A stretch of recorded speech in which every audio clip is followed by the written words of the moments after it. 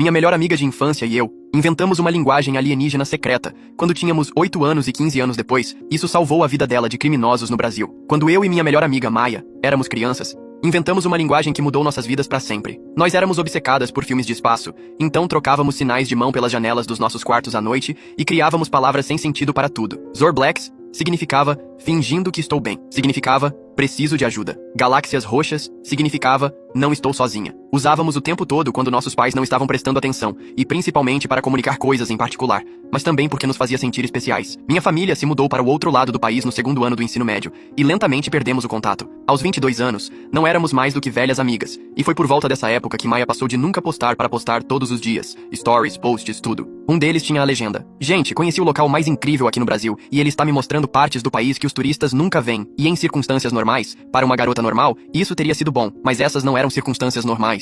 E ela não era uma garota normal porque sempre me disse que nunca quis se mudar do estado. Ela era uma nova-iorquina de corpo e alma. As postagens continuaram chegando várias vezes ao dia, cada uma mais entusiasmada. Não acredito na sorte que eu tenho. Alguns dias, sinto que estou vivendo minha melhor vida Zorblacks. Foi aí que meu estômago gelou. Zorblacks era nossa palavra código e significava fingindo que estou bem. No início, tentei me convencer de que o Brasil estava apenas a deixando um pouco peculiar, mas naquela noite, eu não conseguia parar de pensar nisso. Então, às 3 da manhã, quando ainda não conseguia dormir, peguei meu telefone e investiguei a fundo a conta dela. Foi quando eu vi: este lugar tem uma grande energia de sussurro da lua.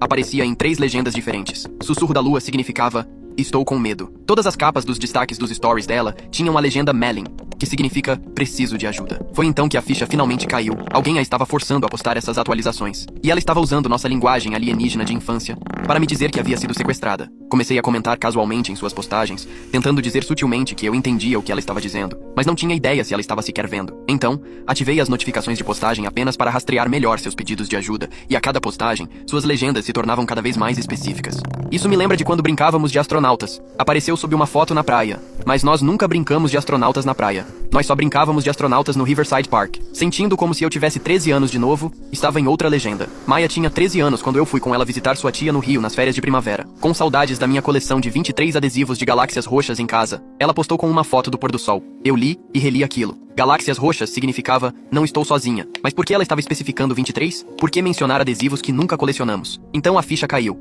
Riverside, Rio, 23. Ela estava tentando me dizer que estava perto de uma área ribeirinha no Rio, possivelmente em um endereço com o número 23. Pensei em contar a alguém até perceber que a única evidência que eu tinha era uma linguagem alienígena inventada. Então, para evitar ser trancada em uma sala branca pelo resto da minha vida, liguei para a tia da Maia no Rio. Ela reconheceu minha voz instantaneamente, e eu disse a ela que Maia estava em apuros e possivelmente sendo mantida perto da área ribeirinha. A primeira coisa que ela disse foi: senti que Deus me dizia que algo estava errado. A tia dela era muito espiritual, o que significava que ela não me descartou como uma lunática. Procuramos todos os prédios com o número 23 ao longo da orla, e havia apenas 3 possibilidades. Eu estourei o limite do meu cartão de crédito em um voo para o Rio, e a tia da Maia me buscou no aeroporto e dirigimos para cada local. Os 2 primeiros eram prédios residenciais, e o terceiro era um antigo armazém que parecia abandonado. Chamamos a polícia do carro e dissemos que suspeitávamos que turistas sequestradas estavam sendo mantidas lá dentro. E não sei se eles acreditaram em nós, ou se apenas decidiram verificar, mas eles entraram, e 20 minutos depois, trouxeram Maia e outras 4 jovens. Maia parecia extremamente pálida e exausta, mas estava viva. Eu nem tive tempo de abraçá-la porque a ambulância a levou direto para o hospital. Mas enquanto eu e a tia dela seguíamos o carro,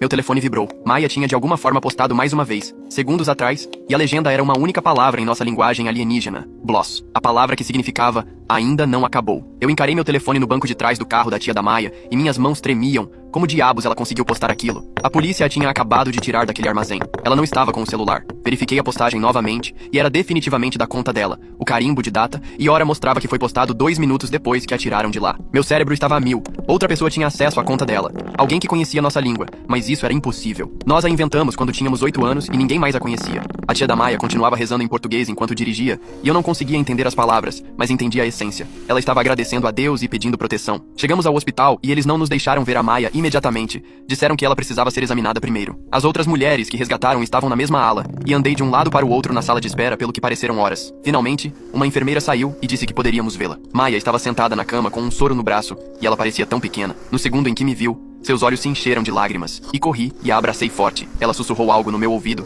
que fez meu sangue gelar. Eles estão com a minha irmã. Eu me afastei e olhei para ela. Maia não tinha irmã. Ela era filha única, e sempre foi. Eu a conhecia desde os 6 anos. Ela me lançou um olhar que dizia: entre no jogo. Então, eu assenti como se entendesse. A enfermeira ainda estava no quarto verificando os sinais vitais da Maia, e Maia continuou falando sobre o quão preocupada estava com sua irmã, como esperava que sua irmã estivesse bem. A enfermeira finalmente saiu, e Maia agarrou minha mão e gesticulou silenciosamente com os lábios. Eles estão ouvindo. Olhei ao redor do quarto e parecia normal. Apenas um quarto de hospital. Mas Maia continuou apertando minha mão em um padrão. 3 curtos, 3 longos, 3 curtos. SOS, peguei meu celular e abri o aplicativo de notas e digitei.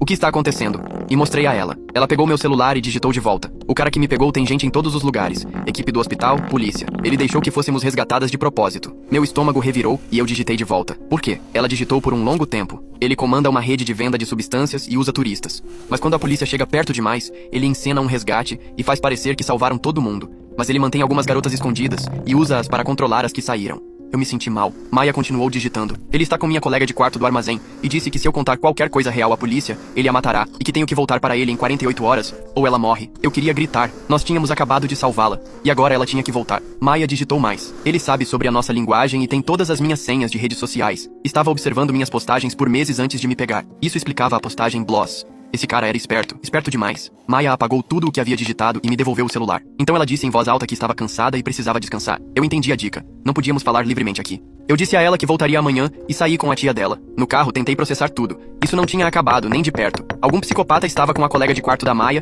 e a estava usando como refém. Maia tinha 48 horas antes de ter que voltar para ele, e ele tinha gente no hospital e na polícia. Então não podíamos confiar em ninguém. Pedi à tia da Maia que me deixasse no meu hotel. Eu precisava pensar. Mas quando cheguei ao meu quarto, algo parecia errado. Minha mala estava em um lugar diferente, apenas um pouco, mas eu notei. Alguém esteve no meu quarto. Verifiquei tudo, mas nada estava faltando. E isso quase tornou tudo pior. Eles queriam que eu soubesse que estiveram lá. Tranquei a porta e enfiei uma cadeira sob a maçaneta. Então me sentei na cama e tentei descobrir o que fazer. Tínhamos menos de 2 dias para salvar a colega de quarto da Maia e parar esse cara. Mas não podíamos ir à polícia. Não podíamos confiar no hospital. Então éramos apenas eu, Maia e sua tia contra uma rede e esse homem poderosos. Senti-me completamente sobrecarregada. Meu telefone vibrou. Uma mensagem de um número desconhecido. Pare de interferir ou sua amiga paga o preço. Depois, uma foto do quarto de hospital da Maia tirada de dentro e recente. Porque ela estava usando a mesma camisola do hospital. Essas pessoas a estavam vigiando agora mesmo. Eu queria jogar meu telefone contra a parede. Em vez disso, respirei fundo e pense. O que a Maia faria? Ela já tinha sido esperta o suficiente para usar nossa linguagem para pedir ajuda. Ela encontrou uma maneira de se comunicar mesmo quando eles estavam observando. Então, eu precisava ser esperta também. Enviei uma mensagem de volta. Não sei do que você está falando. Fingir-se de boba parecia mais seguro. Outra mensagem chegou. Saia do Rio amanhã ou teremos um problema. Eu encarei a mensagem, eles me queriam longe, o que significava que eu era uma ameaça para eles de alguma forma. Bom, isso significava que tínhamos uma chance. Não dormi naquela noite e cada barulho no corredor me fazia pular. O ar-condicionado fazia um barulho como se alguém estivesse tentando arrombar. Por volta das 5 da manhã, desisti e comecei a planejar. Se eles me queriam fora, eu os faria pensar que estava indo embora. Mas eu não iria a lugar nenhum sem a Maia. Reservei um voo de volta para casa para aquela tarde, certificando-me de procurar várias opções primeiro, comparando preços em voz alta ao telefone com um falso agente de companhia aérea. Na verdade, apenas silêncio. Certifiquei-me de usar o Wi-Fi do hotel para que eles vissem se estivessem monitorando. Então, arrumei minhas coisas ruidosamente, deixando óbvio que estava me preparando para sair. Bati gavetas, fechei malas com força exagerada, mas eu também fiz outra coisa. Mandei uma mensagem para a tia da Maia e pedi para ela me encontrar em um café perto do hospital, um lugar público, um lugar seguro. Ela apareceu parecendo exausta, com olheiras sob os olhos que a maquiagem não conseguia esconder. Eu podia dizer que ela também não tinha dormido. Suas mãos tremiam enquanto ela levantava a xícara de café. Eu expliquei tudo que a Maia havia me contado sobre a colega de quarto e o prazo de 48 horas, e o rosto dela ficou pálido. Ela continuou balançando a cabeça e murmurando orações em português. Então, ela disse algo que me surpreendeu. Ela conhecia um padre que ajudava vítimas desse tipo de sequestro, alguém de fora do sistema, alguém em quem poderíamos confiar. Encontramos o padre Carlos naquela manhã em sua igreja, um pequeno prédio de pedra espremido entre apartamentos modernos, e ele era mais jovem do que eu esperava. Talvez 40 anos, com olhos gentis e mãos calejadas. Ele ouviu nossa história sem interromper, ocasionalmente balançando a cabeça ou fazendo anotações em um pequeno diário de couro. Quando terminamos, ele assentiu como se nada daquilo o surpreendesse, e nos disse que não era a primeira vez. O mesmo grupo operava há anos, movendo-se como fantasmas pelo submundo do Rio. Eles haviam aperfeiçoado seu sistema, encenando resgates para despistar a polícia, mantendo vítimas como reféns e rodando as garotas entre cidades como mercadoria. Ele disse que a colega de quarto da Maia provavelmente estava sendo mantida em um local secundário, em algum lugar que a polícia não conhecia. A rede desses criminosos tinha várias casas de segurança ao redor do Rio, espalhadas por favelas e distritos industriais. Encontrar a certa seria quase impossível, a menos que tivéssemos informações de dentro, o que não tínhamos. Senti-me sem esperança novamente. Estávamos ficando sem tempo. E não tínhamos pistas. O relógio na parede da igreja parecia zombar de nós a cada tic-tac. Então, o padre Carlos disse algo que mudou tudo. Ele conhecia uma das garotas que havia sido resgatada com a Maia. Ela já tinha vindo à sua igreja antes, buscando santuário e consolo. Talvez ela tivesse visto ou ouvido algo útil. O nome dela era Ana, tinha 19 anos, da Colômbia. com olhos assombrados que pareciam muito mais velhos. O padre Carlos a trouxe para uma sala nos fundos da igreja, onde poderíamos conversar em particular. A sala cheirava a incenso e madeira velha. Ela estava apavorada, se encolhendo a cada som da rua, e continuava olhando por cima do ombro como se alguém pudesse se materializar das sombras. Mas quando explicamos sobre a colega de quarto da Maia, sua expressão mudou. Ela sabia de algo. Ana nos disse que os homens haviam falado sobre um barco quando pensaram que ela estava dormindo. Algo sobre mover garotas pela água para evitar postos de controle. Ela os ouviu mencionar uma marina através das paredes finas, de onde quer que a tivessem mantido. Ela disse, Marina da Glória? Eles mantinham um iate lá para cargas especiais. Meu coração começou a acelerar. Esta era uma pista real. Mas Ana também nos avisou, sua voz baixando para quase um sussurro. O homem que comandava tudo era brutal. Ela tinha visto o que ele fazia com as garotas que tentavam escapar, e os gritos ainda assombravam seus sonhos. Não podíamos simplesmente aparecer na marina. Precisávamos de um plano e precisávamos de ajuda, mas ajuda de verdade, não da polícia que poderia estar comprometida. O padre Carlos fez algumas ligações em um velho telefone de disco que parecia pertencer a um museu. Ele tinha contatos, ex-militares que agora faziam segurança privada, homens que o haviam ajudado antes com vítimas de desses criminosos, e eles concordaram em verificar a marina. Apenas vigilância a princípio, ver se o iate estava lá, procurar por quaisquer sinais da operação. Eu voltei para o meu hotel para manter as aparências. Fiz um grande show ao fazer o check-out, discutindo com um recepcionista sobre a conta, exigindo falar com um gerente, e coloquei minha mala em um táxi com dificuldade exagerada. Mas em vez de ir para o aeroporto, pedi ao motorista que me levasse para um hotel diferente do outro lado da cidade, um lugar decadente que alugava por hora, mas não fazia perguntas. Paguei em dinheiro, registrei-me com um nome falso que vi em um filme uma vez. Se eles estivessem me rastreando, talvez isso nos desse algum tempo. Naquela tarde, o padre Carlos ligou e seus homens haviam encontrado o iate, um barco de 60 pés chamado Paradise Dreams. A ironia não me passou despercebida. Eles o observaram por horas de diferentes pontos de vista e viram homens entrando e saindo, jovens mulheres sendo trazidas a bordo sob o manto da escuridão, mas nunca as viram sair. Tinha que ser ali que estavam mantendo a colega de quarto da Maia. Nos encontramos na igreja novamente para planejar, e o sol do fim da tarde lançava longas sombras através dos vitrais. Os contatos de segurança do padre Carlos, dois caras chamados Rafael e Diego, expuseram a situação. Rafael era alto e magro, com postura militar, e Diego era mais baixo, mais robusto, com cicatrizes que sugeriam um passado violento. O iate estava em uma parte segura da marina. Guardas no portão verificando identidades, câmeras por toda parte. Entrar seria difícil. Sair com uma refém seria mais difícil ainda. Mas não tínhamos escolha, o relógio estava correndo, Maia tinha menos de 24 horas antes do prazo final, e se não resgatássemos sua colega de quarto, ela teria que voltar para aqueles monstros. Isso não ia acontecer, não sob minha vigia. Rafael teve uma ideia. A marina tinha um restaurante com vista para as docas e acesso público. Poderíamos entrar lá, observar o iate, talvez encontrar uma maneira de nos aproximarmos pela água. Era arriscado, mas melhor do que tentar invadir os portões como em um filme de ação. Naquela noite, vesti meu vestido mais bonito, um preto que eu tinha embalado para um jantar chique, que agora parecia ter sido em outra vida, e fui ao restaurante da marina com Diego. Fingimos ser um casal em um encontro e conseguimos uma mesa perto da janela com uma visão clara do iate. O maître pareceu desconfiado, mas uma gorjeta generosa resolveu as coisas. Eu podia ver homens no convés, caras grandes, definitivamente segurança. O barco estava iluminado como uma árvore de Natal. Impossível se aproximar sem ser visto. Então, notei algo. A cada hora, mais ou menos, os guardas entravam.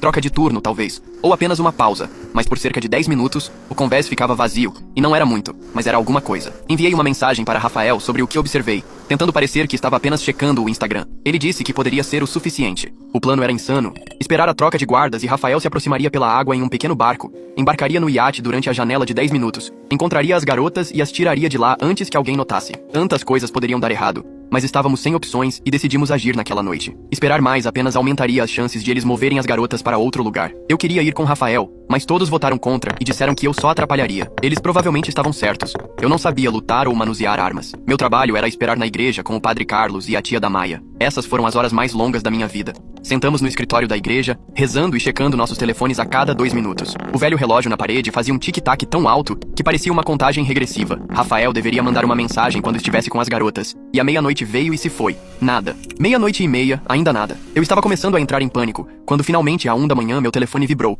Mas não era de Rafael, era do número desconhecido novamente. Bela tentativa, sua amiga tem 6 horas para retornar, ou a colega de quarto dela morre. Meu coração afundou. Eles sabiam, de alguma forma. Eles sabiam da nossa tentativa de resgate. 2 minutos depois, Rafael ligou e eles haviam subido a bordo do iate. Mas estava vazio, sem garotas, sem guardas, nada. Apenas o cheiro persistente de perfume e medo. Tinha sido uma armadilha, ou talvez eles tivessem movido todo mundo quando perceberam que estávamos na cola deles. De qualquer forma, havíamos falhado e senti-me mal. Tínhamos piorado as coisas. Agora eles sabiam que estávamos trabalhando ativamente contra eles e seriam mais cuidadosos. Talvez machucassem a colega de quarto da Maia para provar um ponto. Eu queria gritar e o padre Carlos tentou me consolar, mas eu estava inconsolável. Então, a tia da Maia disse algo que me fez pensar. Ela perguntou, por que eles deram mais 6 horas a Maia? Por que não simplesmente matar a colega de quarto imediatamente? Por que nos dar outro prazo?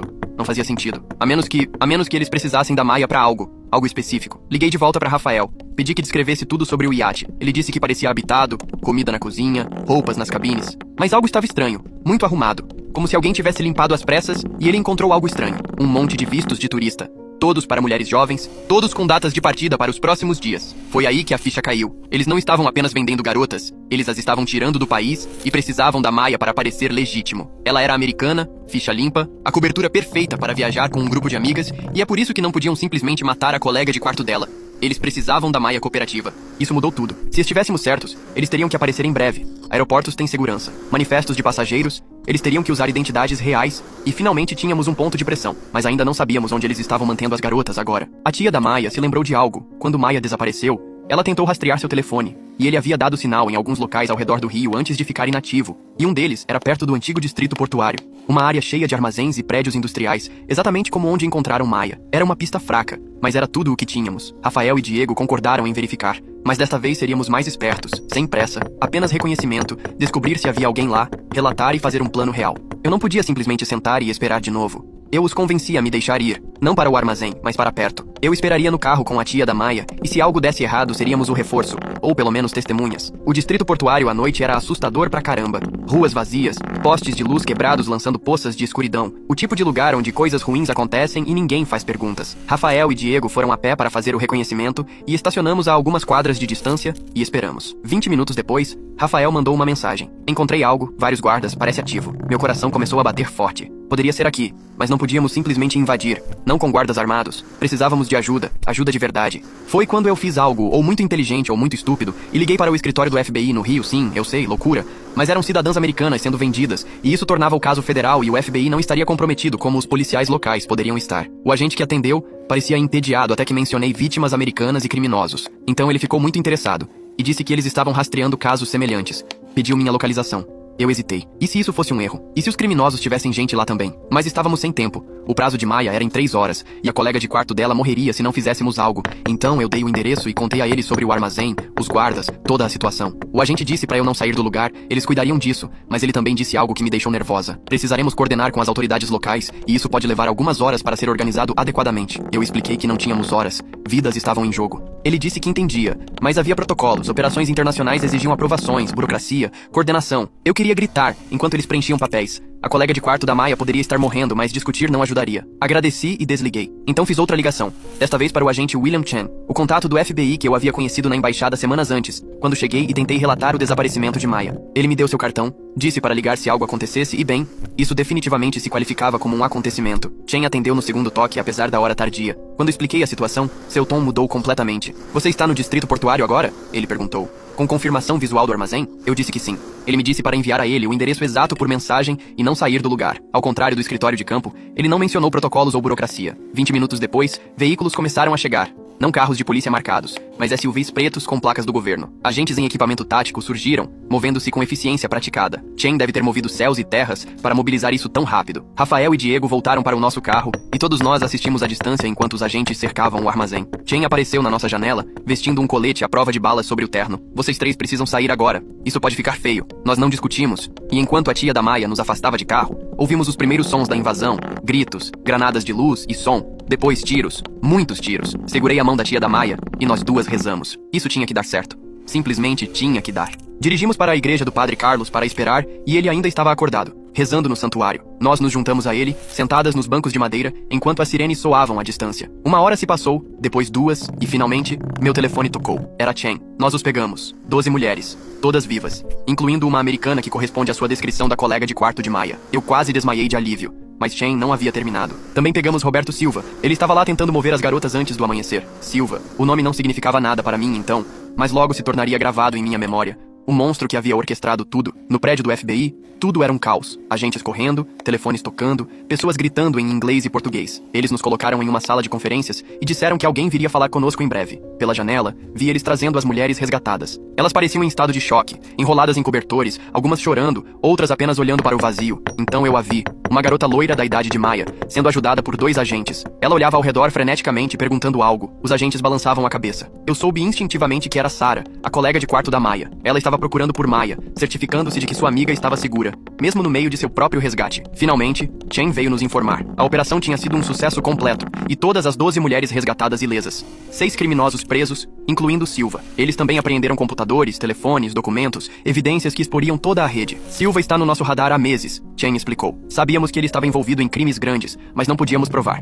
Ele era muito cuidadoso, muito bem conectado. Sua informação nos deu a causa provável que precisávamos. Ele me mostrou uma foto. Perguntou se eu reconhecia o homem. Roberto Silva parecia um empresário. Terno caro, mãos bem cuidadas. O tipo de rosto em que você confiaria. O tipo de monstro que se esconde à vista de todos. A tia da Maia ofegou quando o viu. Ela o conhecia. Ele era dono de vários negócios legítimos no Rio. Restaurantes, boates, fachadas perfeitas para movimentar as garotas. Posso ver a Sara? Eu perguntei. A colega de quarto da Maia? Chen hesitou. Ela está sendo interrogada, mas também está perguntando sobre a Maia. Continua dizendo que Maia salvou sua vida. Ensinou a ela algum tipo de linguagem de código. Eu expliquei sobre nossa linguagem alienígena, como Maia deve tê-la ensinado a Sara no cativeiro. A expressão de Chen mudou. É assim que você soube que Maia estava em apuros, através de mensagens codificadas. Eu assenti. Ele saiu da sala e voltou com outro agente, e eles queriam saber tudo sobre a linguagem, cada palavra, cada sinal, como a desenvolvemos, como Maia a usou. Passei a hora seguinte ensinando a agentes do FBI nossa linguagem alienígena de infância. Em outras circunstâncias poderia ter sido engraçado, mas saber que ela salvou vidas tornou tudo profundo. Eles me deixaram ligar para a Maia de uma linha segura. Ela ainda estava no hospital sob proteção federal. Quando contei a ela que Sara estava segura, ela começou a chorar. Eu ensinei a ela nossas palavras, ela disse, para que ela tivesse esperança. Para que ela soubesse que alguém entenderia se tivesse a chance de usá-las. Os dias seguintes foram um borrão. Proteção federal para Maia e Sara, entrevistas e depoimentos intermináveis. O FBI encontrou mais vítimas através dos registros de Silva. Algumas haviam sido vendidas anos atrás. Outras estavam prestes a ser movidas. A operação de Silva era gigantesca, internacional, conectada a redes semelhantes na Colômbia, Venezuela, Argentina, mas eles foram descuidados. Mantiveram registros, nomes, datas, transações. O FBI tinha tudo o que precisava. Silva tentou fugir, mas só conseguiu chegar ao aeroporto. Eles o prenderam tentando embarcar em um jato particular para o Paraguai. Sem fiança, sem acordos. Ele enfrentaria prisão perpétua. Maia foi liberada do hospital para a proteção federal. Eles a moveram junto com Sara para uma casa segura. Fui autorizada a visitá-las assim que fui liberada. Vê-las juntas foi surreal. Essas duas mulheres que passaram pelo inferno, unidas pelo trauma, mas também pela sobrevivência e pela nossa boba linguagem alienígena. Sara nos contou como Maia a manteve sã no cativeiro, como ela lhe ensinou as palavras tarde da noite, quando os guardas não estavam prestando atenção. Frases simples no início, depois ideias mais complexas, todo um sistema de comunicação que seus captores não conseguiam entender. Ela me disse que alguém reconheceria as palavras, disse Sara, que sua melhor amiga as veria e saberia. No início, pensei que ela estivesse delirando, mas ela tinha tanta certeza. Isso me deu esperança. O julgamento levou meses para ser preparado. O FBI construiu seu caso metodicamente. Registros financeiros, escrituras de propriedades, testemunhos. Eles rastrearam a rede de Silva por toda a América do Sul. Dezenas de prisões se seguiram. Cada uma levava a mais evidências, mais vítimas salvas. Maia e Sara tiveram que testemunhar, reviver seu pesadelo no tribunal. Eu estive lá todos os dias, vendo-as serem tão corajosas, tão fortes, contando suas histórias sem hesitar,